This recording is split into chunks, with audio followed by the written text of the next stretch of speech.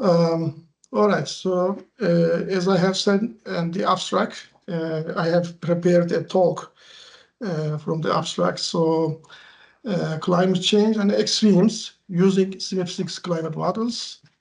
All right, so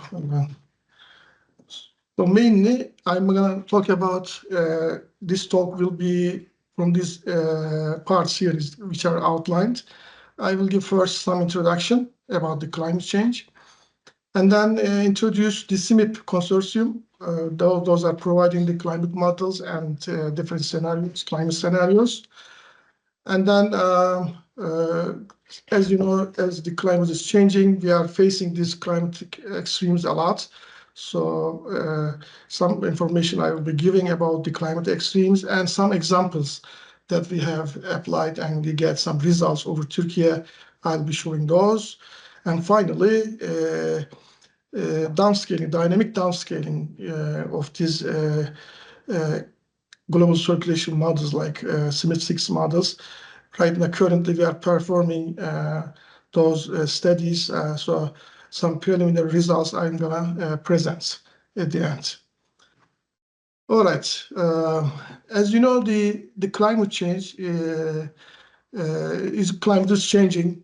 So the climate system is very stable. Like if you look at this figure, which is very popular figure, that is showing the time series of the changes in carbon dioxide, temperature, and the sea level from current time till back to like 400,000 years ago. So as you can see, there are, the rise and decrease and rise here in these variables. CO2 making the oscillation between 280 parts per million to 180 parts per million. There is very sharp increase, gradual decrease, sharp increase, gradual decrease, as you can see, and temperature and the carbon dioxide and also the sea level are following each other very closely. Especially at the polar area, the high latitudes, such decrease in the temperature is very high at the maximum, like 10 degrees of Celsius at the polar area. Those minimum areas are corresponding to the ice times, icing periods, and the warm periods. The peak areas are the warm periods. So always the carbon dioxide oscillated within this range. But right now, currently, what we see, the carbon dioxide amounts are increased a lot because of the industrialization.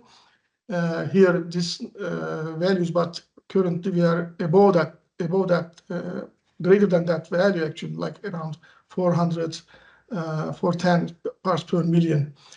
So there is a slow ice growth. We can see from as this temperature decreasing, the growing the ice is very slow, but the rapid collapse because of we have very fast increase here in these variables.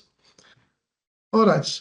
So because of this, so we can say that the carbon dioxide at the current time reach its very high values, and therefore the natural system taking those carbons like trees, plants, oceans.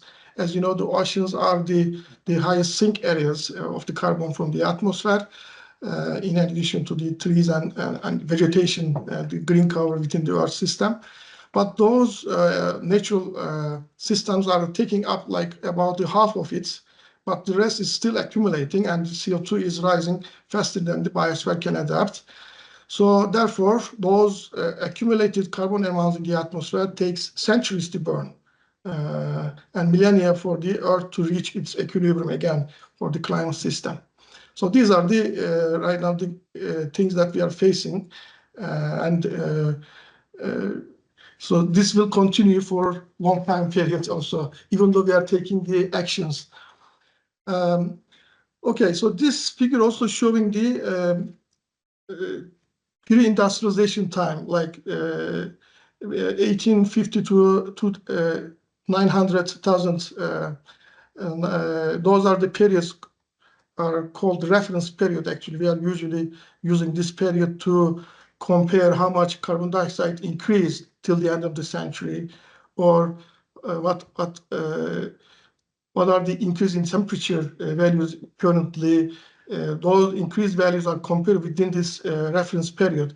As you know, during this period, this is the corresponding the pre-industrialization time period. The carbon dioxide is constant. And then after 1900, there is a gradual sharp increase in the carbon dioxide values, and it's also corresponding the radiative forcing to reaching its like 1.5 values around 2000 years. The current values, the radiative forcing, so later on I'm going to talk about this radiative forcing, but this is the amount of the long wave or the infrared radiation leaving from the top of the atmosphere to the space, which is reduced actually, which is less than the incoming solar radiation. The solar radiation entering to the atmosphere, to the surface, so that energy leaving from the top of the atmosphere, the infrared, the long wave radiation, is kind of reduced. So there are imbalances in the Earth radiative system. So those reduction, it's called radiative forcing actually. Those energies trapped within the Earth atmosphere by the greenhouse gases. The currently such forcing, radiative forcing 2.5 watts per square meter, and the carbon dioxide amount like 420 parts per million. And the current temperature for the 2024, 1.5 degrees of Celsius, comparing to the pre-industrialization time. Okay, so this is a nice figure also showing very up-to-date from 1970 till the 2025 of the January for each month, as you can see, the increase in the temperature. So these are the differences again from this time till this time values are extracted from the pre-industrial industrialization time period. So as you can see, as the time progresses, the color is becoming very reddish. So that means warming is increasing actually. Like the 2025 for the January, the such warming is reached to 1.74 degrees of Celsius, which is another record for the warmest month actually. So there is like 0.08 degrees of more temperature increase comparing to the 2024 January. That much of increase in the temperature. And also, even though the 2025 is the La Nina effect. So we are in the La Nina year right now. The La Nina is corresponding to cooling in the whole Earth system. And as you know, the El Nino is the warming, causing a warming in the Earth system. Even though with the La Nina, the last January in this year reached its hottest value actually. And also, if you look at the yearly values, each year is warmer than the previous year. So these are, I mean, actually, this will go like this, I guess, in the future years, in the upcoming years also. So all these values are showing us that the global warming is accelerated. Okay. All right. Global surface temperatures are increasing. So as I have said, the radiative forcing increase. Like here is the energy amount, long wave radiation or infrared radiation leaving from the top of the atmosphere is less than the solar energy entering to the atmosphere and coming towards the surface is less. So therefore, that means this energy is trapped within the Earth atmospheric system by the greenhouse gases and creating this global warming, global surface temperatures are increasing because of that. So that is causing a different consequences. As you can see, like we have the flooding, drought events are increasing. More extremes we are seeing right now. The glaciers are decreasing.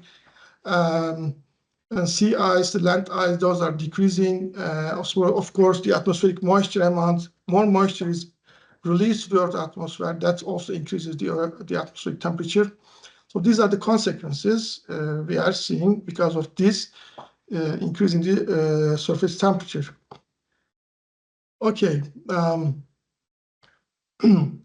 let's talk about the CMIP or the climate models. CMIP, this is the coordinated model intercomparison project released by the World Climate Research Programs. It's a collaborative framework coordinating the endeavors of the climate modeling groups around the world. And these climate models are developed with the current available supercomputers. Those are available at different centers right now to mimic the climate behavior, to better understand how it is evolving, and also what's going to happen in the future. Those changes are also simulated in these climate models. Those are very important tools for us to understand the climate processes. Right now, the 6 phases of the CMIP are released, and those are like CMIP 3, 5, 6, and this is the latest version right now. And this version, within that version, actually much more mechanisms are adapted in the coupling process, and the much more experiment scenario model intercomparison projects are available within this CMIP 6 models. This is also showing like the development stage of the GCM global circulation models, okay? Like starting very early stage, 1950 till 2030 and beyond.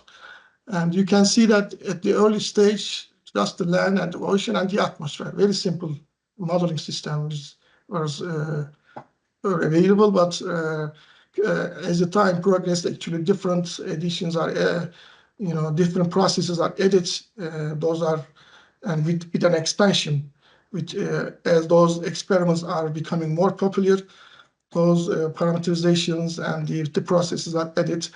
And currently, with the CMIP 6 phase, actually, we have used very complex system like Earth system models, which is coupled through the oceans, the atmosphere, biosphere, lithosphere, and other processes within the Earth atmosphere.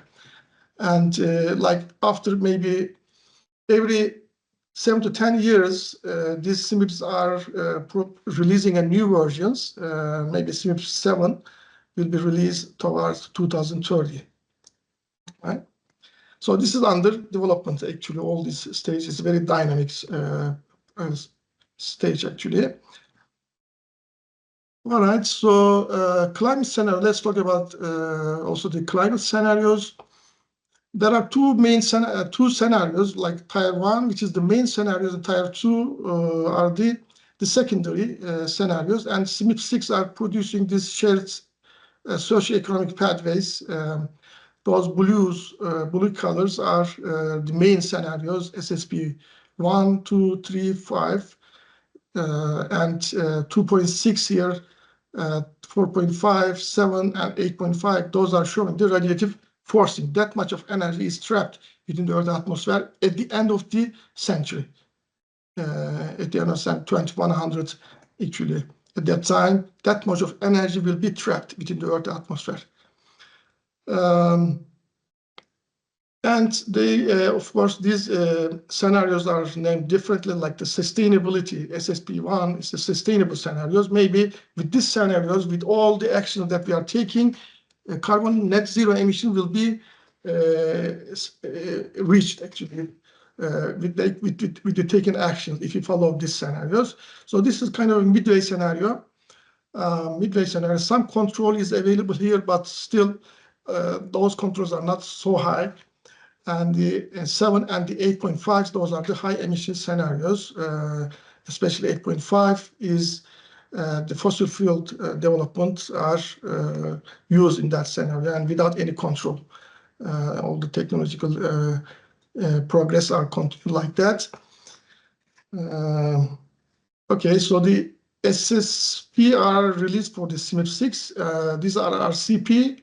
Those are belongs to the previous version of the CMIP 5. All right. So also here, the IPCC reports telling that among those greenhouse gases like in addition to carbon dioxide, there are other gases like methane, nitrates, oxides, and the sulfur dioxide.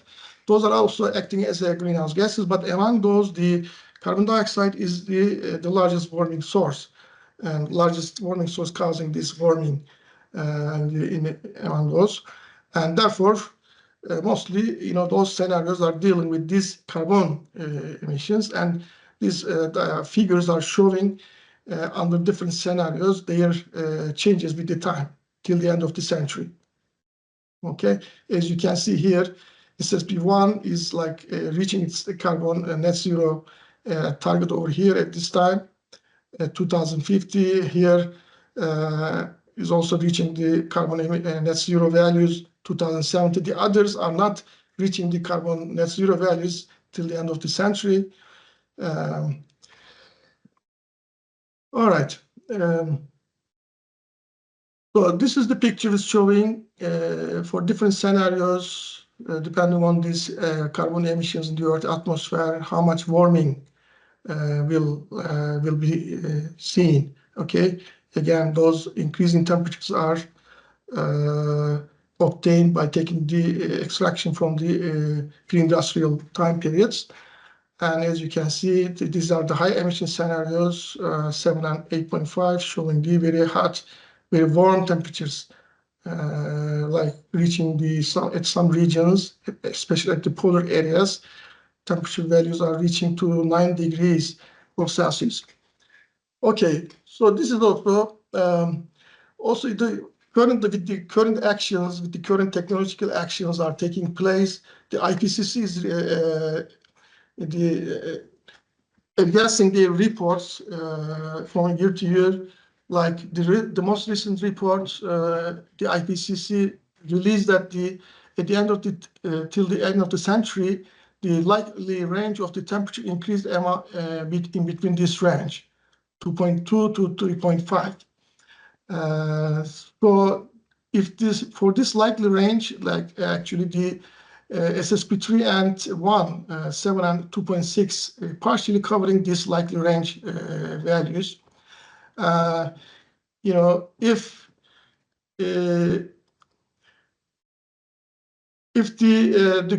the current policies are implemented right now, some green energy technologies or those policies are implemented until the 2020. If those policies are continued, maybe at the end of the century, this is the temperature increase 3.2 degrees Celsius with this probability percentage. Okay, so it will reach. But if there is a reversal, if such technologies are reversed, not applied anymore, or the trend is reversed, then maybe the temperature values at the end of the century will be exceeding 4 degrees Celsius with the probability of 50% and higher. With these probabilities, at the end of the century, the temperature values would exceed the 4 degrees Celsius. All right. Okay, so what we did, we are doing some research together with our colleague Tuğrul Yılmaz. So this is one of the paper that we have published together, and it is showing the bigger climate classifications, how those climate classifications are changing. Okay, for example, in this figure, first of all, we have looked using the observation data in the past. What is the climate classification, Köppen climate classification during this time periods?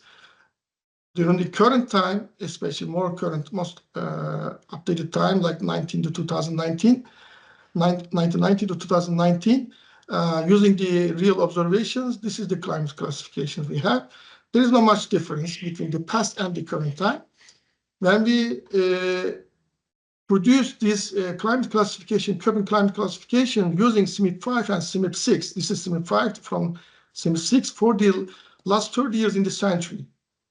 These are the Köppen classifications we are seeing. So there are big changes actually, especially in the Mediterranean region. If you look at the Mediterranean region and compare that with the current time, there's change in the classification, especially there's because of the warming, the global warming. These classes, these climate classes are hot, warm, and like in a desert type of classes are replacing the current classes actually, especially the cold class, like D is the corresponding to the cold class. Within that climate zones, the hot summer increasing and the cold summer areas are decreasing, especially the polar regions are decreasing with that increased climate, increased temperature values in the Earth system. So there is the CMIP6 and 5, especially the CMIP6, showing the greater acceleration in the change in those climate zones. Another results that we have just managed from our recent publications. This is what we know, what we say. All of right now in the literature, where we know that the Mediterranean region is the most vulnerable area for the climate change, right? So such vulnerability is related with the increase in the temperature and decrease in the precipitation. So this is actually shown with these graphs here, like CMIP6, we have shown here the ensembles of the CMIP6 models for the winter time, again, using the 8.5 scenario in the future, for example, last 30 years in the century, the pressure values, pressure changes, surface pressure, how it is changing, okay? Surface pressure anomalies are shown here. So as you can see within this Mediterranean area, high anticyclonic ridge is occurring, okay? Anticyclonic ridge is occurring this way. So that is causing a dry area in this region. So it's reducing the precipitation, especially the winter precipitation. So in this Mediterranean region, the winter precipitation is very, very important. So this developed anticyclonic ridge is causing a decrease in the precipitation. On the other hand, during the summertime, within the same region, there is a cyclonic development, cyclonic anomalies developing, which causes during this hot summer or the summer months, actually, climate extreme conditions are increasing over this area. If there's enough moisture in the atmosphere, then we can face more extreme within this region. So, okay, the climate extremes. Let's talk about right now the climate extremes. And this is also one of the popular figures which shows the density, probability density diagrams of the temperature. Is for the current climate, and this is for the new climate conditions. As you can see, with the increased temperature values, this distribution is shifting towards the higher values. So therefore, we will have less extreme cold weather, more hot weather, even weather, more hot weather, even more extreme hot weather as this distribution is shifting towards the higher values. So therefore, the events more severe, longer, and temporal perturbations. So this is the temporal perturbation means climate variability is increasing. So as we are seeing the climate change trends, the significant trends in the temperature, but also we are seeing the variability, climate variability, that is also increasing. The climate variability is related with the year-to-year changes. Like this year temperature, this year precipitation, we have, but next year it's very wet or very dry. Following next 3 years, very wet, very dry. So this is related with the climate variability, not the climate change. So the climate change is also triggering the climate variability. So this is another way of showing these extremes. This is a good sketch, actually. I like this figure. Like every increase in the temperature, like let's say 1 Kelvin of increase in the temperature from the atmosphere, more than 7% and higher, the precipitation is released from the Earth atmosphere. Okay, every 1 Celsius of 1 Kelvin of increase in the temperature, that much of precipitation is removed. But with the same thing, correspondingly, for the same increase in temperature, just to 2% of evaporation is released to the Earth atmosphere from the surface. So takes longer time to replenish that removed moisture amount from the atmosphere, that causing the more drying periods, more drought periods. Drought conditions are also caused because of this fact. Okay, so since more moisture is released to the atmosphere, that increases the magnitude of the precipitation, so it's causing the floods, and also those very severe events are very seldom. A few of those events we are seeing, so therefore the the periods of the drought are also increasing. So drought and the floods those are the two extremes that we are facing right now. All right, so climate indices. Let's now talk about these climate indices. The World Meteorological Organization releasing these climate indices, and those indices, like temperature-based indices we have. This is temperature-based indices and also the precipitation-based indices. Those are at daily time scale. All those indices are available right now. There are a number of indices, as you can see, the frost days, ice days, summer days, cold span duration indicator, and their definitions here, and also the precipitation-based indices here, consecutive dry days, wet days, annual total precipitation from heavy rainfall days, or contribution of heavy rainfall days to the total precipitation as a percentile. So these are, important extreme indices mostly used in the literature. Of course, these indices are related with the different sectors, in different sectors, these values are used. Like I have summarized here different sectors like the health, agriculture, and food security, water resources and food security, coastal areas, disasters, risk reduction, energy, fisheries, cryosphere, and the forestry. These are sometimes all of those indices, many of them, or a few of them, are used to better understand the impact of the climate on those different sectors.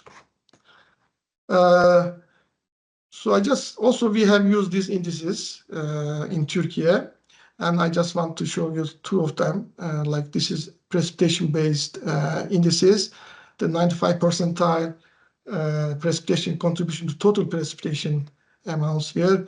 This is the spatial distribution of these indices across Turkey from ERA 5 data.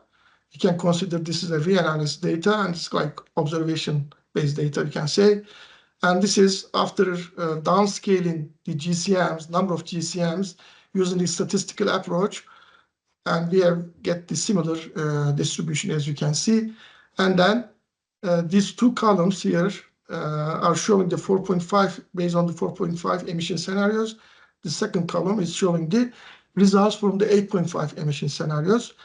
And this is the near time, like near time actually, 2014, 2040, 41 to 2070, and far future.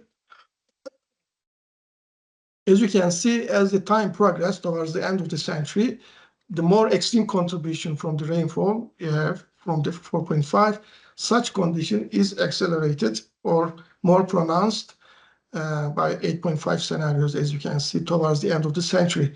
So this is the time series of the mean time series for whole Turkey. As you can see, there is a significant some trends available in this extreme precipitation for 95 percentile. And the uncertainty band is increasing during the projection periods. So the blue area is the reference periods, and the others are the projection periods. And for the tropical night days, again, as you can see again, in the current time, just the southeastern part of Turkey shows more tropical night days. The rest is like very uniform distribution. But with the changing climate, as you can see, the tropical night days in Turkey is increasing towards the end of the century, and this is more pronounced with the 8.5 scenario, as you can see. And also a very significant trends we have here, especially for the 8.5 scenarios, and also the uncertainty band is increasing. I mean, such increase in the uncertainty band is related with the uncertainty from the models that we have used. Like more than 40 models, 40 CMIP6 models are used here in this ensemble approach. And this is the paper that we have published, and all the results are here. Okay, so right now I just want to talk about the work that currently we are performing with our colleague Tuğrul Yılmaz, dynamic downscaling of the CMIP6 models using the WRF model, Weather Research and Forecasting model. And we use like here 12, two scenarios we are using, 4.5 and 8.5, and midway and the worst scenario. And also the 6 models we have selected, 6 GCMs are selected, and all of them are configured within this nest configuration. As you can see, we have 3 nests here. The green is the pixel area 27 kilometer, which is the parent domain actually, which receives its forcing data from the climate models. Like this is, let's say, this purple color is acting as a forcing model, climate models. The boundaries are forced by these climate models entering into the 27 kilometer pixel, and then there's an inner domain, 9 kilometer. Each pixel has 9 kilometer resolution, and the most inner domain is the Turkey domain. The pixel resolution is 3 kilometer. And up to now, up to our knowledge, actually, there is no such high resolution results in the literature yet. So this is the first, actually, first time we are producing at this high. It's very high resolution, this regional climate simulation we are producing right now. And this we are doing this round continuously till the end of the century.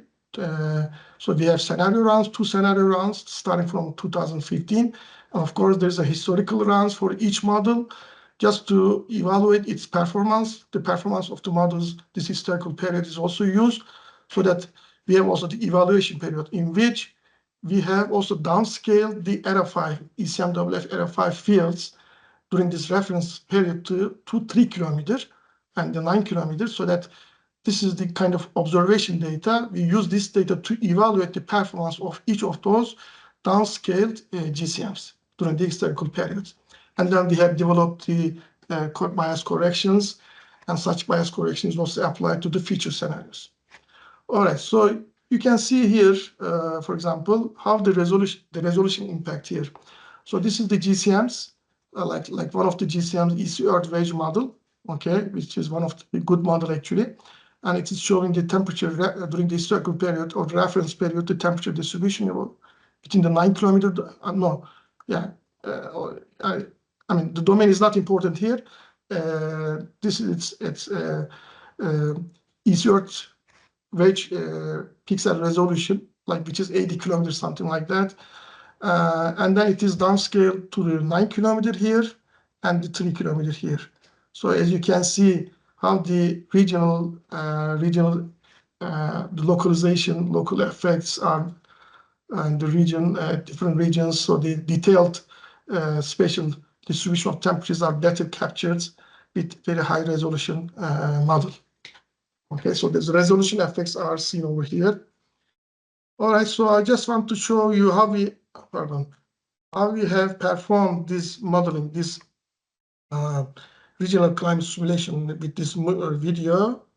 Like this is the EC Earth Wedge model, forcing GCM model, and this information enters to the nest domains like 9 kilometer, 3 kilometer, and then how successfully we have simulated these rounds. So this information is passing correctly into the inner domains at a very high domain, high resolution domain here. So so it is very nice video showing how we have done this dynamic downscaling issues. All right. Finally, I just also want to show you so far we will be running 6 models, six CMIP6 models. So far, we have just finished 3 of them.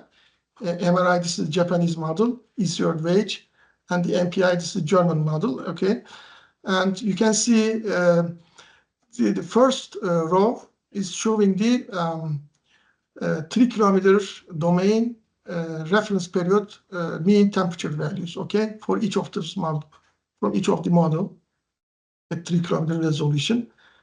So the mean temperature distributions are very close to each other from each of these models, and this the rest of the 3 row here at each column is showing the anomalies, like for the near future term. When we extract during this period, like 2015 to 2040, the mean temperature is extracted from the reference period, and this is the anomaly. And this is the middle periods, like say 2041 to 2070, and the last 30 years in the far future. As you can see, those are the temperature anomalies for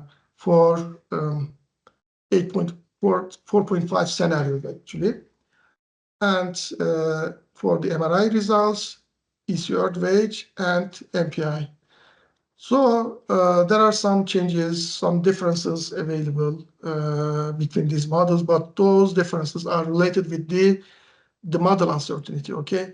So that's why this ensemble making such a simulation in an ensemble approach is very, very critical, because just relying on a single model is not a good choice, actually. Maybe that model will give us a wrong information. Maybe such a model will be good at one position, but not good for the other position, other locations. So therefore, using a number of models together, which is an ensemble approach, with that, we can better identify the model uncertainty. And we are trying to reduce such model uncertainty using the 6 models. And this is for the same results for the precipitation, annual total precipitation. In the precipitation, of course, the model uncertainty is more, the higher compared with temperature. The variability is much greater here from each model. There are certain patterns are released by each of those models, especially in the southern part of Turkey. Towards the end of the century, each model gives us the same signal almost. And northern of Turkey, northern, like Eastern Black Sea region, north of northern Eastern Anatolia, in those areas, actually, we will see some increase in the precipitation amounts. So those are also given by this each of those models. Okay, so these are some preliminary results that I want to show you, and such 3-kilometer resolution results are not available in the literature yet. I will stop over here.